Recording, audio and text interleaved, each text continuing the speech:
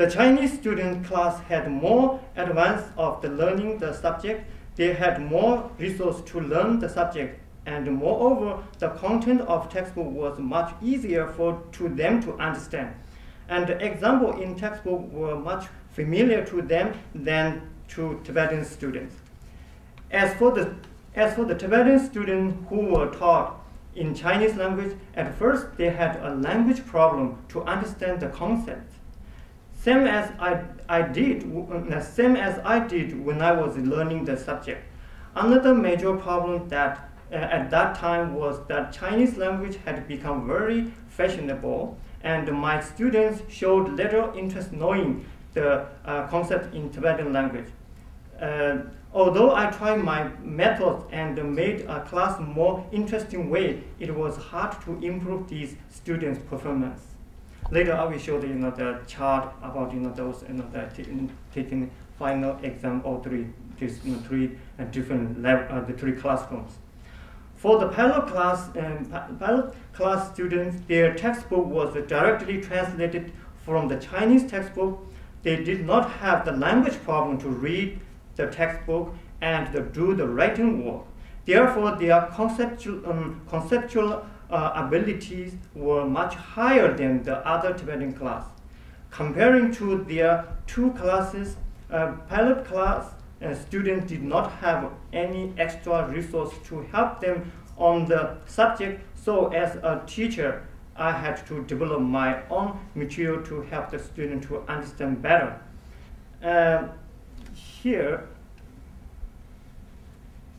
Here is some of the what I developed, the structure of the flower and its Tibetan stanzas and the definition. This is here I list some of my methods that I used to teach the pilot class.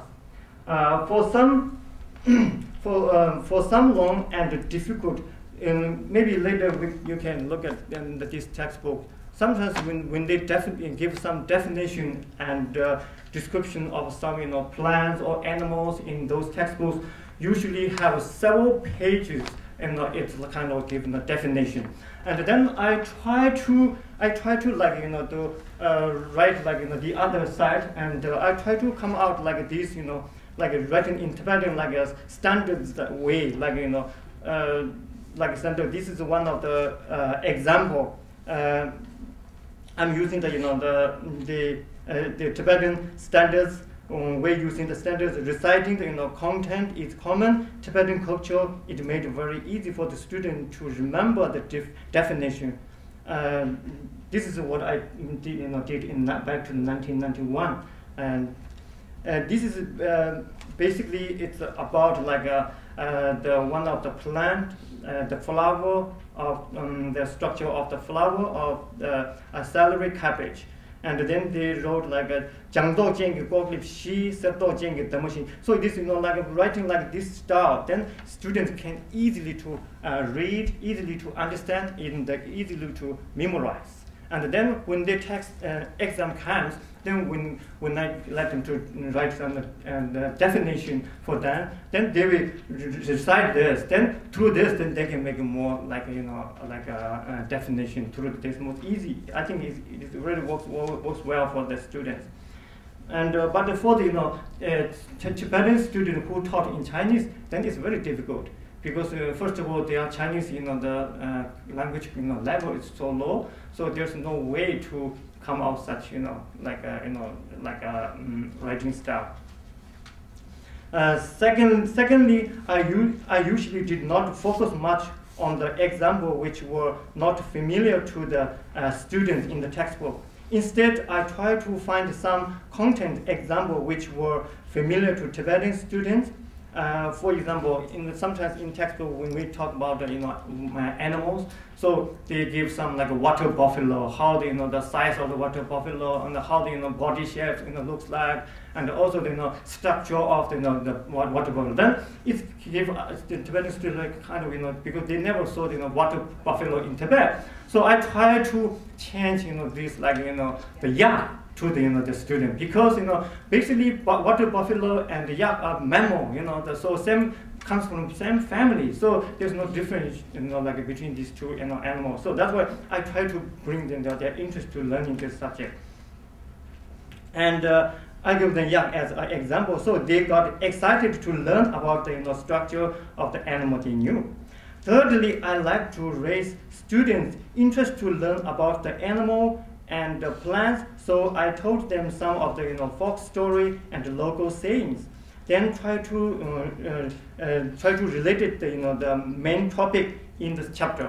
In this basically like for example, in class sometimes I give some example. We have a plant in the flower in Tibet we call the dangdari. Normally we call the dangdari in Tibetan name.